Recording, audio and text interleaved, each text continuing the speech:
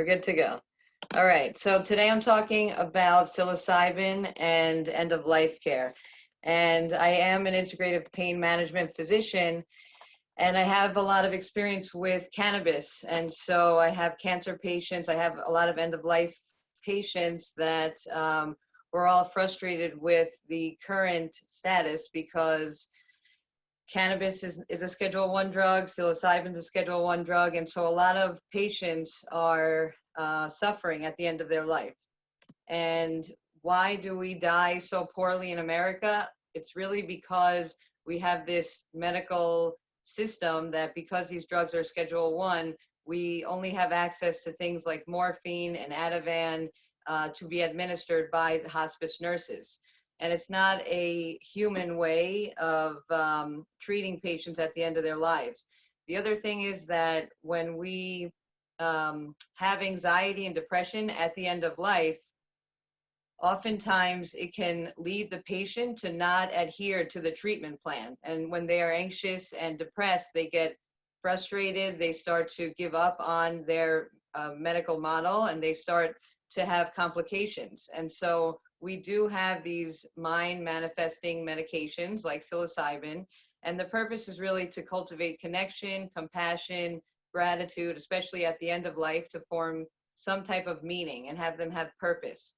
And so really the word healing means wholeness, and we want people at the end of their lives to feel as whole as they possibly can. And as Scott Fisher just reviewed, the mystical experiences, these are the main features of a mystical experience. And again, it's very dose dependent. So when we're talking about psilocybin and the end of life studies, we're going to talk between low and high doses. And so unity, or this sense that we're all connected, that the sacredness, positive mood or joy, ineffability means you can't even put into words the way that you're feeling during these experiences. The noetic quality is the profound sense that we're encountering ultimate reality or knowledge, which is very interesting because the guides will tell the patients to follow their innate wisdom.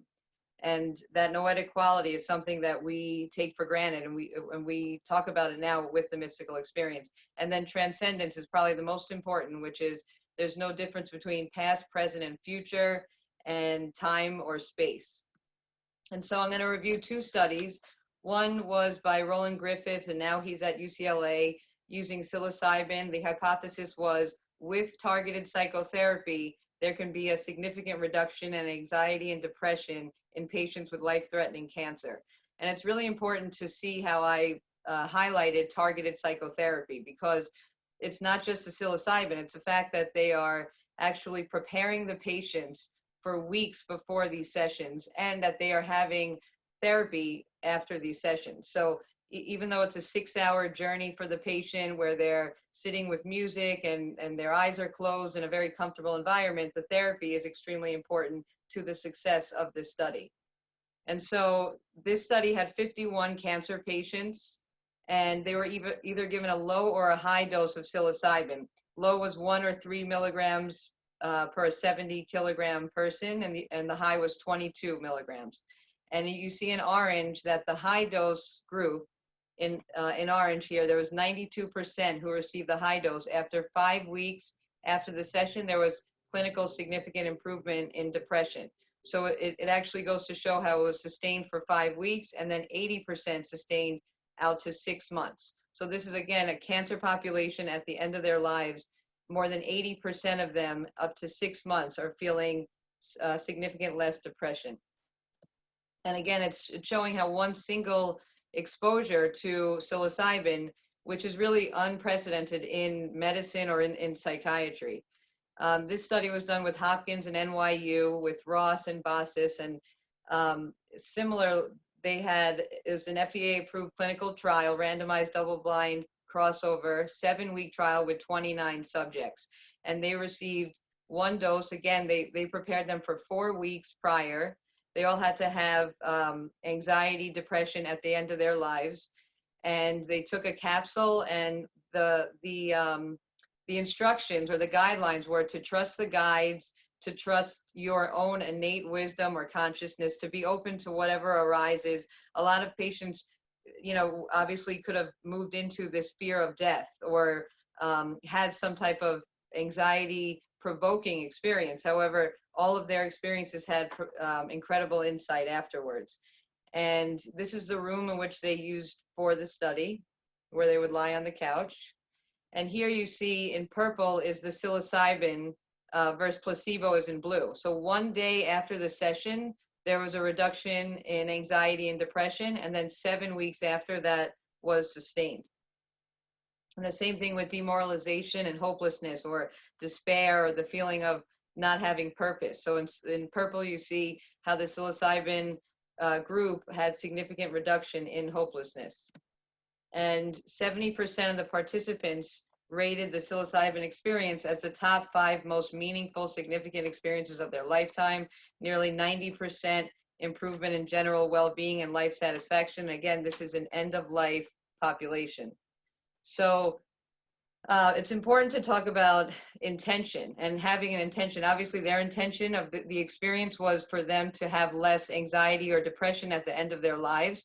And so they say these are meaning-making molecules, and that we're wired for these experiences. And that to me is extremely interesting, because when we think about cannabis, for example, we have the cannabinoid receptors, we have an endocannabinoid system, we were given the cannabis plant. It's very similar. We are actually wired for these experiences, but in a supported environment, in the right setting, the right dose, with the right intention, we can have a very meaningful experience and foster a greater acceptance of dying. So there's that underlying, everything is eternal, the appreciation for love and for nature with these experiences, and the fact that these patients are not just their diseases, that they are not defined by the end of their lives, they're not defined by their cancer, for example. And so I'm just going to close with this, which is a picture of a text that I received on Friday. This man was my first cannabis patient, and he also used cannabis towards the end of his life. And the reason I bring it up is to show you how this man died with dignity. He died at home. He died without any pharmaceuticals for pain, for anxiety, for sleep, because we use cannabis. And that's a daily medication. Psilocybin, on the other hand, is just one time of one medication given at one time that can have such a profound effect on the patient and the family. And also, being that it is the Jewish New Year, we always like to say, be intentional. And I think that's very symbolic of what's going on currently right now, and also in this psychedelic movement. So I think that's my presentation. Thank you very much.